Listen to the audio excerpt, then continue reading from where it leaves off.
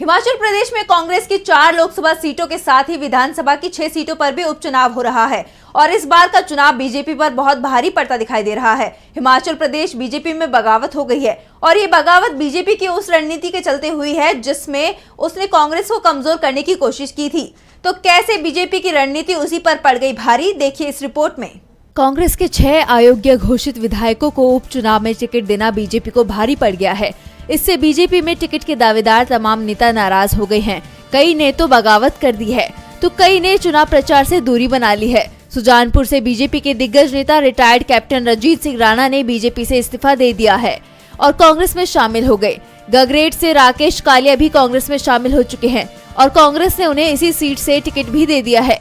लाहौल स्पीति से चुनाव लड़ने वाले डॉक्टर रामलाल मारकंडा खुलेआम अपनी नाराजगी जाहिर कर चुके हैं। कुटलैहड़ सीट से बीजेपी नेता वीरेंद्र कंवर ने भी पार्टी से इस्तीफा देने के संकेत दिए हैं। इसके अलावा बीजेपी के दूसरे दिग्गज नेता भी दल बदलुओं को बीजेपी का टिकट दिए जाने से नाराज हैं।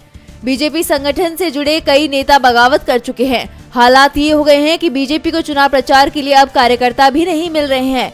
नालागढ़ से निर्दलीय विधायक कृष्णलाल ठाकुर के बीजेपी में शामिल होने के बाद से ही इसी सीट पर 2022 का चुनाव लड़े लखविंदर राणा ने कांग्रेस में शामिल होने का ऐलान कर दिया है। साफ है कि बीजेपी की रणनीति अब उसी पर भारी पड़ती दिखाई दे रही है और इसका असर लोकसभा चुनाव पर भी दिखाई दे रहा है।